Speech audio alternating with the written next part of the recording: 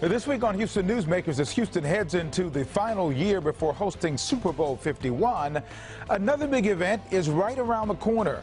The NCAA Men's Final Four is here in Houston the first weekend of April. The eyes of the nation will be on our great city.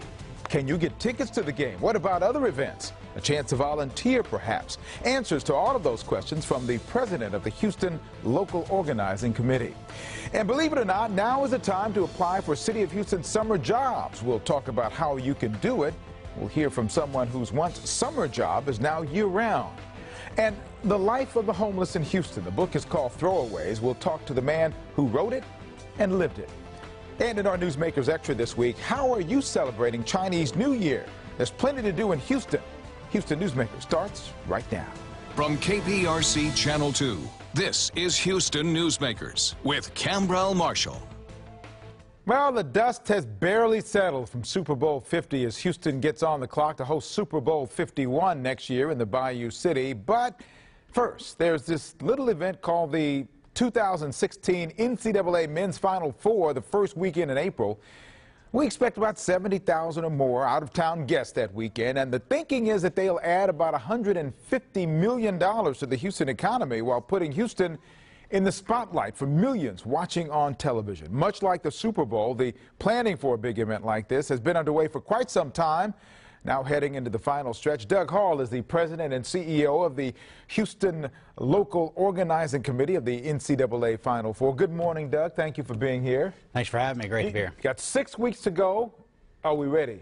50 days, so everyone counts, and we're not quite ready, but we'll get there. What are the things that still have to be done to kind of tie up this bow? Well, there's always planning and budgeting and final coordination to do.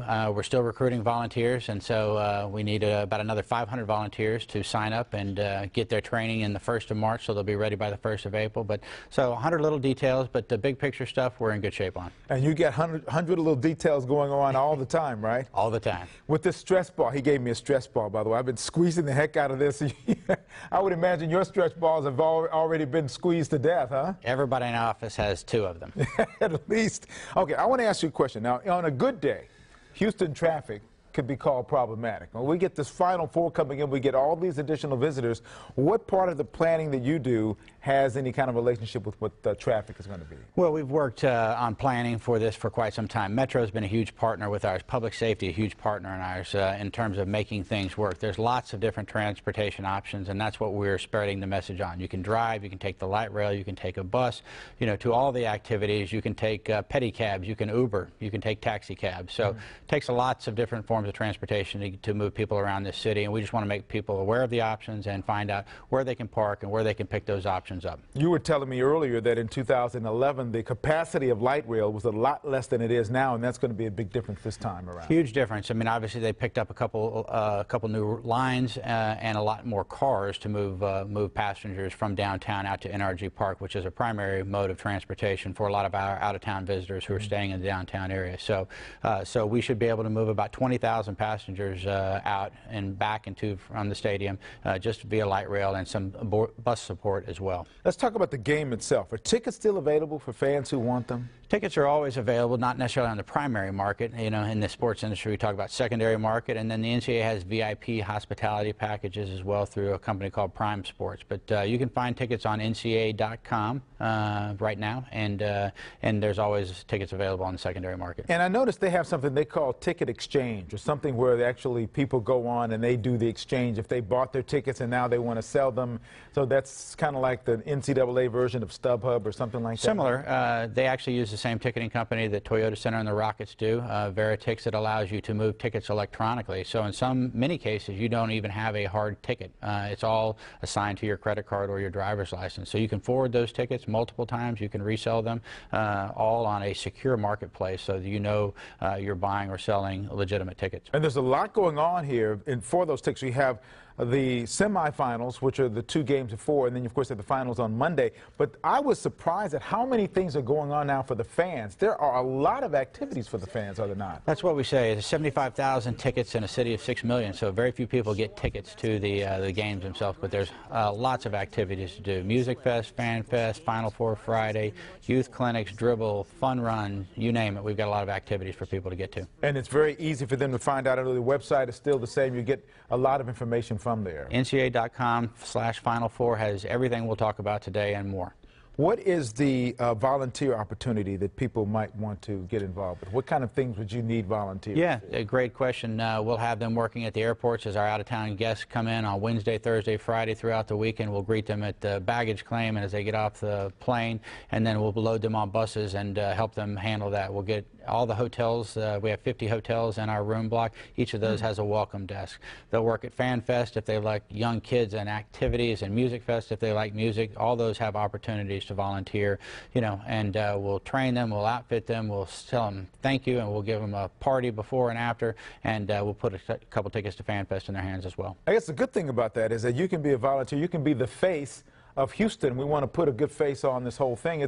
And this is all part of what we're doing. We've an amazing number of things going on with Final Four and Super Bowl within a short period of time, relatively short period of time. Yes, great. A lot of overlap between the two, 10 months apart by the time we finish Final Four and Super Bowl comes around. So a lot of the planning and the volunteer opportunities, the coordination, transportation, et cetera, a lot of overlap between the two committees. And, you know, as we say, Houston will be on the center of the sporting universe for the next year, and we need to take advantage of it. You guys, men and women who are part of these organizing committees, you're always exchanging information, are you not, about how you can make it better in terms of either from one event to the next, or maybe looking at a different city and watching how they did it? Yeah, absolutely. Best practices, as we say, is always great to learn. We spent a lot of time in Indianapolis before and after last year's Final Four learning what they did. We spent a lot of time looking at our after-action report from 2011, what we got right, what we got wrong, and how to address those things. So, you know, as you say, we want to make the city shine, and it's a great opportunity to do it. Well, less than 50 days going forward here, going from time when you're seeing this program, so a lot of people have a chance to get ready. We want to give you some information now about the tickets or any of the events for the tournament, which runs from Friday, April 1st to Monday, April 4th. Very simple. You can go to ncaa.com or you can call 800-591-9198. And if you're interested in volunteering, which is something that Doug said we very much need, you can go to volunteer at Houston LOC, which is for the local organizing committee.org. Remember, you must register by March 1st so you can get that good training. Doug, thank you for coming in. I appreciate you coming in. I appreciate my stress ball and my NCAA pen. Good. Come out and see us. I will do that. Thank you very much. Well, coming up just ahead, if you can believe it's time to sign up for summer jobs already, it's through a partnership with the city of Houston. And for young people in Houston, this may be your chance to find summer work and perhaps beyond. We'll talk about how. That's next when Houston Newsmakers continues. If you're looking at the calendar, it may seem way too early, but it's already time to start thinking about summer employment, especially if you live in the city of Houston and are between the ages of 16 and 21. Velma Laws is the Special Projects Coordinator for the City of Houston Human Resources Department. And also here this morning is Juan Vela, who took part in the City of Houston Summer Job Program and now, as a result, is full-time with the city. Good morning to both of you. Well, good morning. Appreciate you being here. Now, let's talk about this program. When I first got the call, I got the call originally from SARE Jobs for Progress, which is a nonprofit organization, and I understand that they are in partnership with the Urban League with the City of Houston. Talk about how this whole process came about. Surely. Well, during the 2013 budget cycle, Councilmember Larry Green proposed to allocate a certain amount of funding for city jobs. And fortunately, the city leaders recognize that an investment in our youth is an investment in Houston's future and allocated $1.5 million. Wow, okay. And now we're in our third iteration of the program, and we have contracted with SARE Jobs for Progress to administer the program in partnership with the Urban League and Employment and Training Centers. And so how many jobs approximately are provided during that period of time? And is it from a certain part of the summer, or from when does it start and when does it finish? Sure. The actual employment will run from June 13th to August the 5th. Prior to that, all of our applicants will, or our selected candidates will go through job readiness training. we have a very holistic approach to our program from the application throughout. Now, and Juan, you are now working in what department? Carpentry. Carpentry? Carpentry, yes. And when you first started as a summer job trainee or summer job, where were you then? Were you within carpentry or someplace else? I was in someplace else. I was starting with helping a man cleaning the parks, maintaining the parks clean for him to keep on selling his product. But he actually ended up not good times in his job, so he got laid off. He laid me off. So I was in high school, and one of my teachers actually told me that we're having our job fairs. So I was looking for a job, actually, so I decided to sign myself up. Did you ever think that that summer job, which you ultimately got, was ever going to turn into a full-time job? No, sir. Well, really how did that happen? Were you just working on your summer job and someone said, hey, we want you to stay full-time? How did that happen when they first asked you to stay? Yes, sir. But I was actually working for one of my supervisors, and he actually divide myself going to different stations, like heavy construction, carpenters, light construction. And actually I saw the way every position was working. And one of the co-workers that were working for the carpenter side told me they were needing helpers, semi-skilled helpers. So I talked with the supervisor from him, and he told me that actually they were really needing helpers, workers to come and help, yeah. And so that evolved, and now you got the job. And that's a classic example. You were telling me earlier that, in fact, it's not unusual, really, that some of the students or the young people who come in that program for the summer program are offered full-time jobs. Yes, as a matter of fact, we placed 430 interns last summer, and 54 of those were invited to stay on in either full-time, part-time, or temporary positions. And is that part of the analysis when you're trying to put this together? Do you look for those opportunities, or do the young people kind of just show themselves to be qualified as jobs happen to come available? You know, it's a little bit of both. A lot of our interns are students, and so they're going to be going back to school. But for those who are really looking for full-time employment, this is a great entree for them to prove themselves and demonstrate what they can do. And the program itself, as someone starts to apply, it goes across several different departments, does it not? Oh, yes. We've got, we're looking to place at least 450 youth in over a dozen different departments, whether it's Health and Human Services, Parks and Recreation, the library, Public Works and Engineering, Solid Waste Management. We have opportunities all over the city. And they have to be between 16 and 21. They have to live in the city of Houston? Yes, they must live in a city council And do they district. apply via online, or they can call a number as well? I've got information I want to show, but online is a good way to do it. Yes, the application process is fully online. Okay. So we're really trying to get everyone acclimated to the real world in terms of how you apply. There are essay questions on the application. Candidates will have to go through an interview process. As I mentioned, there's job readiness training. Our selected candidates will also have career coaches to help them navigate the program and set up individual development plans with goal setting and help them, you know, plan their futures. Juan, what would you tell somebody who is kind of thinking about this? I mean, it's been very beneficial to you, hasn't it? Yes, it is. Actually, it is really beneficial. It got a lot of benefits behind working with the city of Houston. At first, I never thought I was going to get this full-time. Actually, I never did. I thought I was going to be working like in Walmart or behind low payment. Right. But actually, it's worth the try. Right. It is worth the try to come and work for the city. Well, you're an example of how it works, and it works well. So I want to give the information now for people to apply for one of the more than 450 or about 450 opportunities. You see the website at the top. That's houstontx.gov/summerjobs. You can go there, go straight into the website, or you can go through the Sarah Houston website. That's sarahhouston.org/summer. You can call 713-773-6004 for more information, but as she said, the application is online. Remember, the application period is between tomorrow, February 15th, and March 18th. Thank you, Velma and Juan, for coming in. Appreciate it. Great program. I wish I was young again. I'd apply for it. Thanks for having us. Appreciate you coming in. Still ahead, Well, you know, you look ahead and there are hundreds of people may be able to find work, and we're talking about some of them here who are going to be able to find work. There are thousands on Houston streets who are out of work and homeless. One man who was one of the homeless has written a book about Houston's homeless and is here to talk about it. That's next when Houston Newsmakers continues.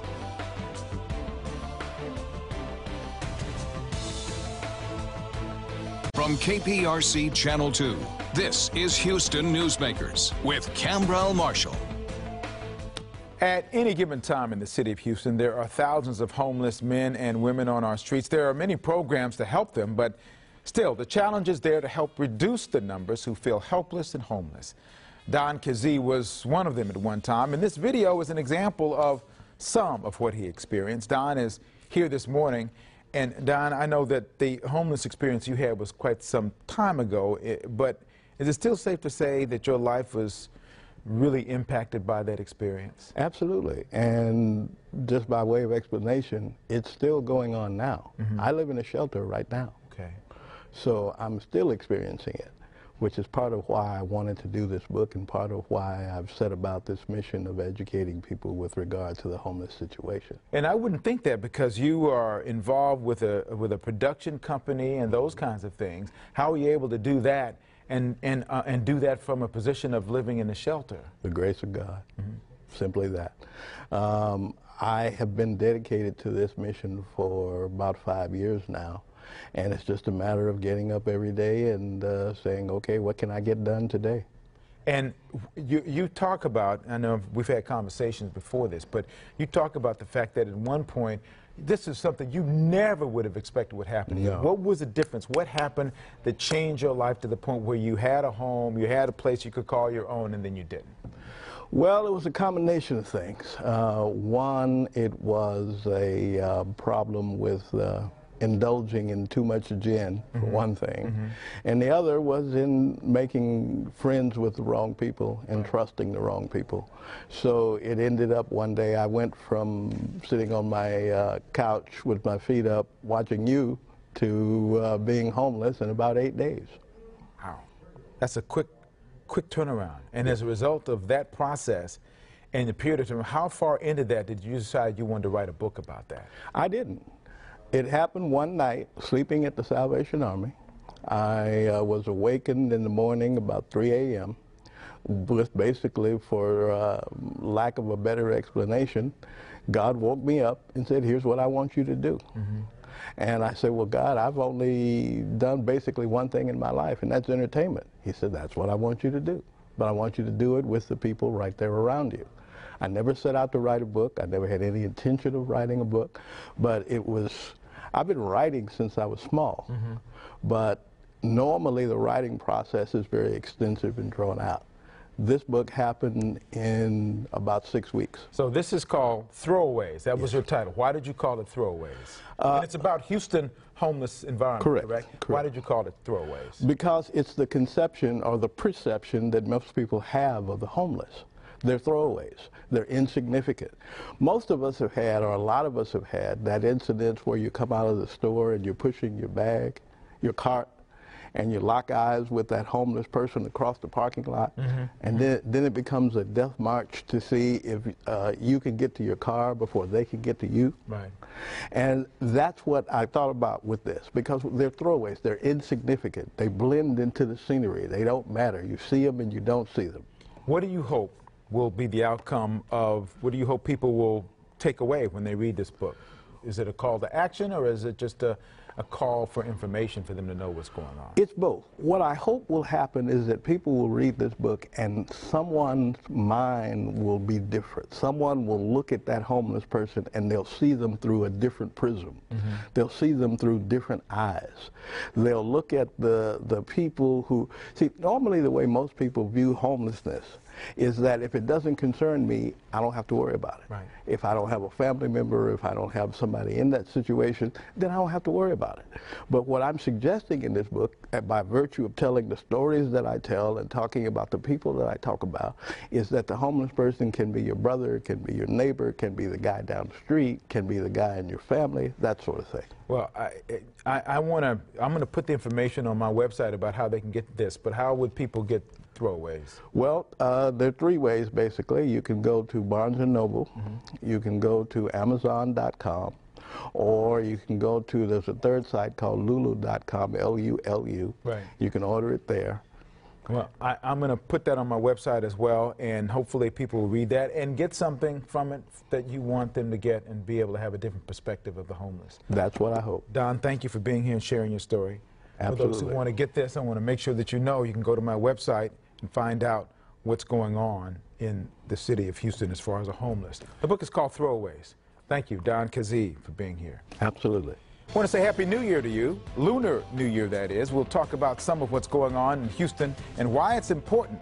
That's part of our Newsmakers Extra conversation coming up next when Houston Newsmakers continues.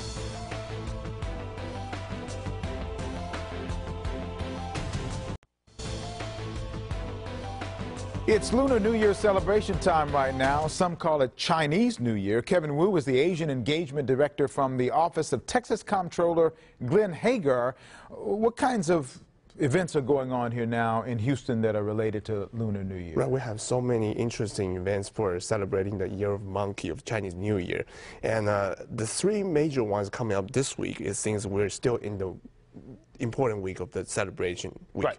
And we have one Texas Lunar Festival in downtown in front of the City Hall. And we're going to have another one, very exciting one for in front of Viehua Super Center, plus the one for the northern part of the Houston in Woodlands. Well, we have a lot more to talk about. I wanted you to meet Kevin because he's going to be Newsmakers Extra today. Go to our website, click2houston.com. Under the news banner, click on Newsmakers. It'll take you to this week's program information and the link to the extra segment there. If you'd like to join our social media Newsmakers conversation, join us on Twitter, KPRC Khambrel, hashtag HOU Newsmakers. I want to thank my guests for being here today, and for all of you, I look forward to you being back here next week. We're going to have the MD Anderson president, Dr. Ron DePino, will be one of my guests. Happy Valentine's Day. I'll see you back here again next week and on Houston Newsmakers. Have a good day.